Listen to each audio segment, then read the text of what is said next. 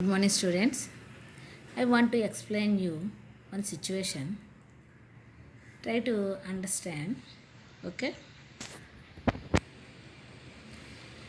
One girl, Siri, went to a bookshop and bought three notebooks and two pens. Siri bought three notebooks and two pens. Paid 80 rupees. Paid 80 rupees for them. Okay, three notebooks and two pens for 80 rupees. Her friend Lakshmi also liked that notebooks and pens. She also went to shop and she bought four notebooks and three pens for 110 rupees of same kind. Lakshmi bought four notebooks and three pens and she paid 110 rupees of the same kind books. Okay. Another girl, Sunita, also liked the pens only. And Rama liked notebooks. Of that, Rama liked notebooks. So, they asked Siri, what is the cost of one pen and one notebook? Cost of one pen and one notebook. One pen and one notebook cost. Adigaru. Okay. But Siri did not know the cost of one notebook and one pen separately. Siri did not know the cost of one notebook and one pen separately. How can they find the cost of one notebook and one pen? Do you understand? Siri bought three notebooks and two pens for 80 rupees. Lakshmi bought four notebooks and three pens, paid 110 rupees. Now they want to know the cost of each notebook and each pen. In this example, cost of a notebook and a pen are not known. Unknown. Notebook cost and pen cost is unknown. These are unknown quantities. We come across many such situations in our day-to-day life. Okay. Here, two situations are given. One Siri and one Lakshmi bought notebooks and pens. How do we find the unknown quantities?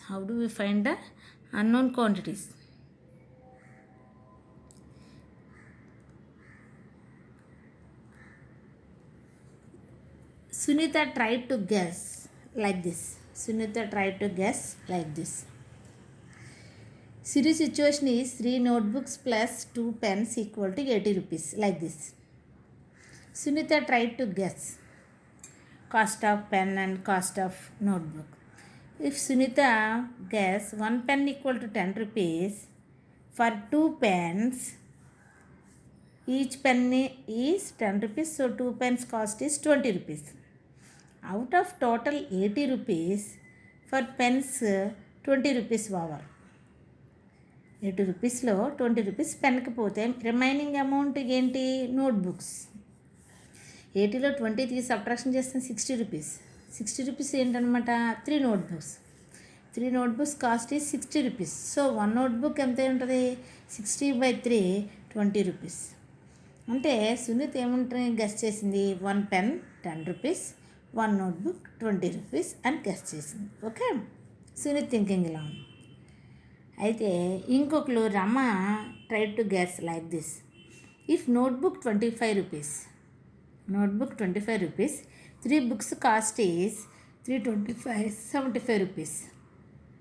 Total 80 rupees. She paid 75 rupees for books. Remaining is only 5 rupees. For 5 rupees she bought 2 pens అన్నమాట. So 2 pens equal to 5 rupees. 1 pen equal to 5/2, 2 rupees 50 paise. ఒకవేళ book కనుక 25 rupees చొప్పున అయితే 3 books 75 rupees, 80 రూపీస్లో 75 rupees అయిపోతే ఇంకా 5 rupees 2 pens అంటే ఒక పెన్ ఎంత అవుతుంది? 250 రూపీస్. ₹2.50 సారీ ₹2.50.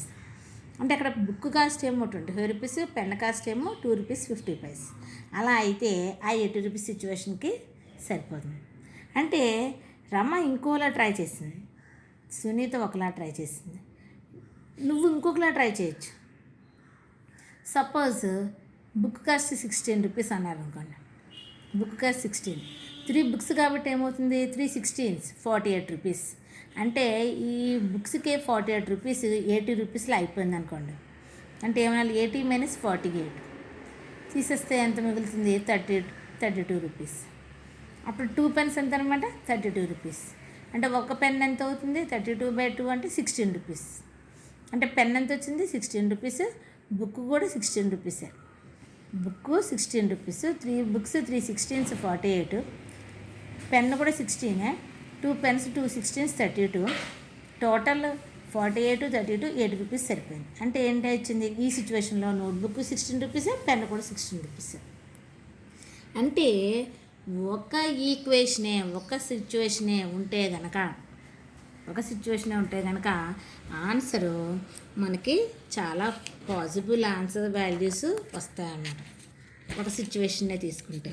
కానీ ఇక్కడ మనకి ఒక సిచ్యువేషన్ కాదు, ఇద్దరికి ఆ ఆన్సర్ సూట్ అవ్వాలి. అందుకని ఇక్కడ మనకు బుక్స్ కొన్న వాళ్ళు ఎవరు, సిరి ఒక సిచ్యువేషన్ ఫేస్ చేస్తుంది, నెక్స్ట్ లక్ష్మి కూడా బుక్స్ కొన్నది. ఇప్పుడు ఈ వచ్చిన ఆన్సర్స్ ఆ లక్ష్మికి కూడా సూట్ అవ్వాలి. అలా అయితేనే అది ఆ 2 సిచ్యువేషన్స్కి సూటబుల్ ఆన్సర్ అనమాట, సొల్యూషన్ అనమాట. సపోజ్ ఇక్కడ ₹25 నోట్బుక్ను రమ అనుకున్నట్టుగా పెన్ను ₹2.50 అయితే లక్ష్మి సిచ్యువేషన్ చూద్దాం. లక్ష్మి సిచ్యువేషన్ ఏంటి, 4 నోట్బుక్స్ 3 పెన్స్ ₹110 ఇచ్చింది. 4 నోట్బుక్స్ 3 పెన్స్ ₹110 ఇచ్చారు. అంటే రమ లెక్క ప్రకారంగా 25 250 అయితే ఏమవుద్దో చూద్దాం. ఇందులో 4 నోట్బుక్స్ కదా, ఒక బుక్ ₹25 చెప్పాను అనుకుంటే 4 నోట్బుక్స్ ఏమవుతుంది, 4 25 ₹100 అయిపోయాం. అంటే తను ₹110లో ₹100 నోట్బుక్స్ ఇచ్చింది, రిమైనింగ్ ₹10 ఉంది. ₹10ని అక్కడ 3 పెన్స్ తీసుకుంది. అక్కడ పెన్ ఎంత అనుకుంది రమా సిచ్యువేషన్లో, ₹2.50 అంది, ₹2.50. సో ₹2.50 3 పెన్స్ అయితే ఏమైంది, ₹7.50 అయింది. అంటే ఆ లెక్కని 100ను ₹7.50 యాడ్ చేస్తే వచ్చింది, ₹107.50 వచ్చింది. ₹110 కదా అవ్వాలి, కొంచెమైనా తగ్గింది కదా, 250 తగ్గింది, ₹2.50 తగ్గింది. అంటే ఆ సిచ్యువేషను ఇక్కడ సూట్ అవ్వలేదు. ఓకే, ఒకవేళ ₹16 బుక్ ₹16, పెన్ను ₹16 అనుకొని తీసుకున్నాం అనుకోండి, ఈ దీనికి సూట్ అవుతుందేమో చూద్దాం. 4 నోట్బుక్స్ కదా, 4 16 64 అయింది. 3 పెన్స్ 3 16 48 అయింది. ఈ రెండు యాడ్ చేస్తే 112 అయింది. కానీ అమ్మాయి పే చేసింది ₹110. అక్కడ కన్సెషన్లు అలాంటివి ఏమీ లేవమ్మా, ₹112 అయ్యింది. అంటే ఇక్కడ కూడా ఈ సిచ్యువేషన్కి సరిపోలేదు. అంటే ఏంటి, అక్కడ గెస్సింగ్లో ఒక ఈక్వేషన్ తీసుకుని గెస్ చేస్తే చాలా ఆన్సర్స్ వస్తాయి. అలా 2 ఈక్వేషన్స్ని తీసుకుని కనుక చేసినప్పుడు ఆ రెండింటికి ఒక యూనిక్ సొల్యూషన్ ఉంటుంది, రెండింటికి సూట్ అయ్యేటువంటి సొల్యూషన్ అవుతుందమ్మా. ఇలాంటప్పుడు ఎలా చేయాలి, కరెక్ట్ ఆన్సర్ కోసం ఎలా చేయాలి. ఇప్పుడు చూడండి, ఇక్కడ సిరీస్ సిచ్యువేషన్ ఏంటమ్మా, 3 notebooks plus 2 pens =80 Lakshmi situation అంటే 4 నోట్బుక్స్ ప్లస్ 3 పెన్స్ =110 ఇక్కడ అన్నౌన్స్ ఏంటి, నోట్బుక్ కాస్ట్ తెలియదు, పెన్ కాస్ట్ తెలియదు, నోట్బుక్ కాస్ట్ తెలియదు, పెన్ కాస్ట్ తెలియదు, 2 అన్నౌన్స్. అందుకే అన్నౌన్స్ మనం అనుకుంటే ఒకటి ఎక్స్ అని ఒకటి వై అని అనుకుందాం. Let cost of each notebook ₹X, cost of each notebook X, cost of each pen ₹Y, cost of each pen Y. అన్నౌన్స్ని ఒక దాన్ని ఎక్స్ అని ఇంకొక దాన్ని వై అని అనుకోవాలమ్మా. అప్పుడు ఇది ఎక్స్ అనుకున్నప్పుడు ఇది ₹X కాబట్టి 3 బుక్స్ కాబట్టి ₹3 3 × X ₹3 ప్లస్ ఇది వై అనుకుంటున్నాం కాబట్టి 2 పెన్స్ కాబట్టి 2y అంటే 3x + 2y = 80 ఒక ఈక్వేషన్ వచ్చింది. First series situation. లక్ష్మీ సిచ్యువేషన్కి వెళ్ళినప్పుడు కూడా అదే సేమ్ కైండ్ ఆఫ్ బుక్స్ కాబట్టి సేమ్ కాస్టే, నోట్బుక్ X, పెన్ కూడా Y. సో 4 నోట్బుక్స్ ఎంత అవుతుంది, 4x ప్లస్ పెన్ Y కాబట్టి అవుతుంది 3y ఈక్వల్ టు 110. అంటే ఆ ఈక్వేషన్ అవుతుంది 4x + 3y = 110. ఈ ఈక్వేషన్ వచ్చింది. ఇదేమో సిరి సిచ్యువేషన్, ఇదేమో లక్ష్మి సిచ్యువేషన్. రెండు ఈక్వేషన్స్ ఇలా వచ్చాయి. రెండు ఈక్వేషన్స్ ఇలా వచ్చినప్పుడు వీటిని ఎలా సాల్వ్ చేస్తాం? What do we do? ఏం చేయాలి? How to find the exact cost of the notebook and the pen. ఎలా కనుక్కుంటాం? ఏం చేయాలి? ఇక్కడ ఈ రెండు ఈక్వేషన్స్ని తీసుకొని మనం వీటిల్లో ఏదో ఒక క్వాంటిటీని ఈక్వల్ చేయాలి. Increase or decrease the quantities in proportion to make one of the quantities equal in both situations. ఏదో ఒక క్వాంటిటీని మనం ఏం చేయాలంటే ఈక్వల్ అయ్యేలా చూడాలి బోత్ సిచ్యువేషన్స్. అంటే ఇది ఈ కోఎఫిషియంట్స్ అనమాట. ఈ నెంబర్స్ ఈక్వల్ అయ్యేలా చేయాలి, ఈ నెంబర్స్ ఈక్వల్ చేయాలి. రెండింటిని చేయట్లేదు, ఒకదాన్ని ఈక్వల్ అయ్యేలా చేయాలి. ఐదర్ ఇది కానీ ఇది కానీ ఏదో ఒక క్వాంటిటీని ఈక్వల్ అయ్యేలా చేయాలి. We make the number of pens equal చేద్దాం. ఇది కదా పెన్స్, ఇది బుక్స్ కదా పెన్స్. ఈక్వల్ చేయాలంటే ఏంటి? దీంట్లో కోఎఫిషియంట్ ఎంత ఉంది? 2 ఉంది. దీంట్లో కోఎఫిషియంట్ ఎంత ఉంది? 3 ఉంది. అసలు ఫస్ట్ ఇలా ఉండేటువంటి ఈక్వేషన్ ఏమంటారో తెలుసమ్మా? Linear equation in 2 variables.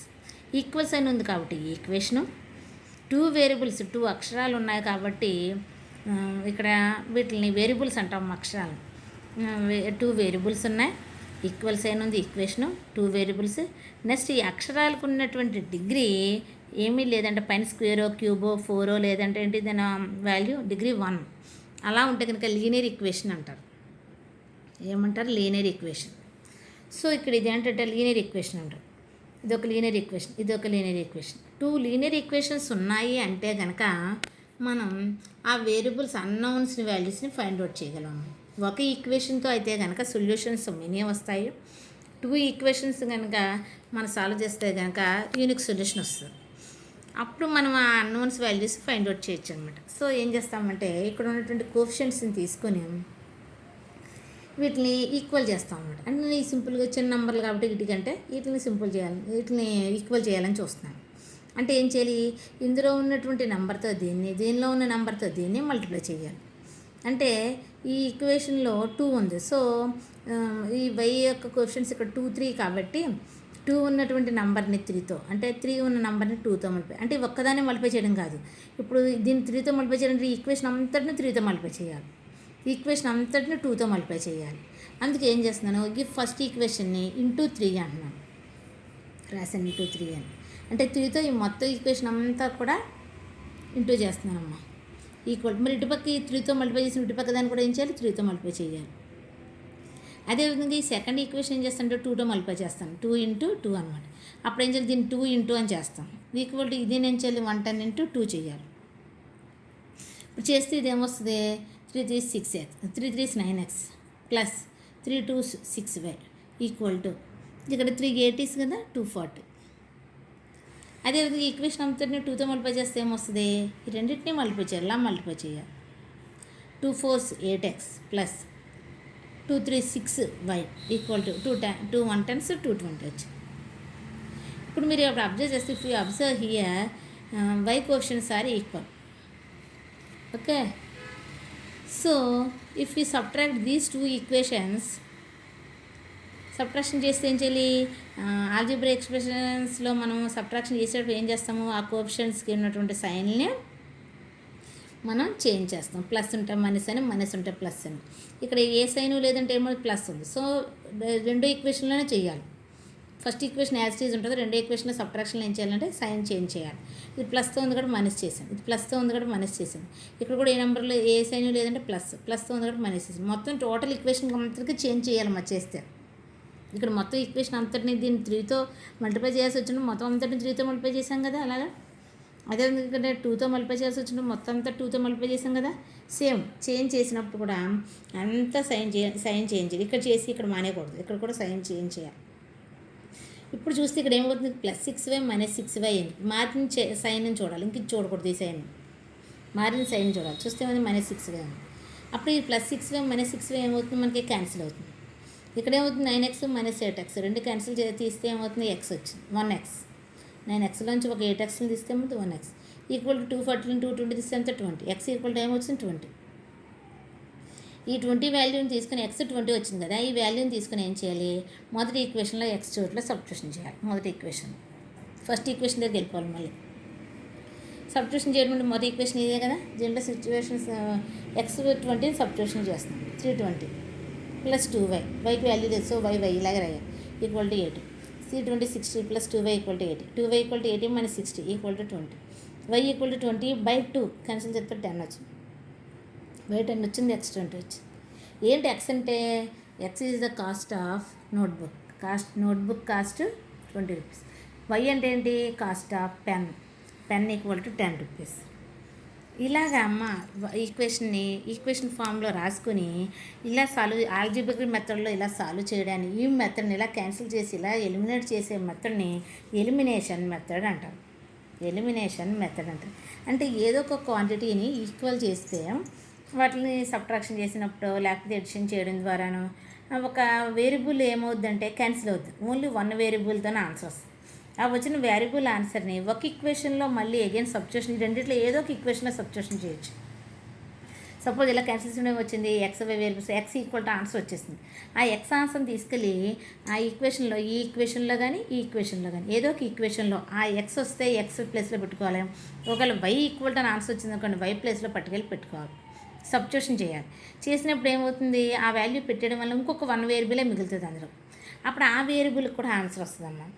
అలా 2 వేరియబుల్స్ ఆన్సర్స్ ఇలా ఫైండ్ అవుట్ చేయొచ్చు అనమాట. ఈ మెథడ్ని ఎలిమినేషన్ మెథడ్ అంటారు. ఇక్కడ మనకి సమ్స్లో ఏంటంటే లీనియర్ ఈక్వేషన్స్ 2 ఈక్వేషన్స్ ఉంటాయమ్మా. అందుకే ఈ లెసన్ పేరు pair of linear equations in 2 variables. ఇవి లీనియర్ ఈక్వేషనే 2 వేరియబుల్స్లో ఉంటుంది. లీనియర్ ఈక్వేషన్ 2 వేరియబుల్స్, 2 ఈక్వేషన్స్ ఉంటేనే మనం ఇలా యూనిక్ సొల్యూషన్ ఫైండ్ అవుట్ చేయగలం. అంటే pair of linear equations in 2 variables solving చేసాం అనమాట ఎలిమినేషన్ మెథడ్. ఇలా ఆల్జీబ్రిక్ మెథడ్లో సబ్స్టిట్యూషన్ మెథడ్తో కూడా సాల్వ్ చేయొచ్చు. ఇదేమో నేను చెప్పిందేమో ఎలిమినేషన్ మెథడ్ అమ్మా.